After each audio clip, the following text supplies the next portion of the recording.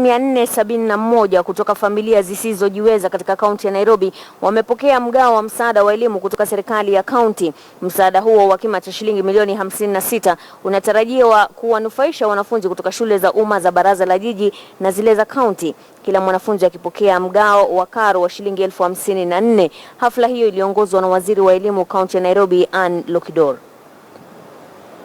Today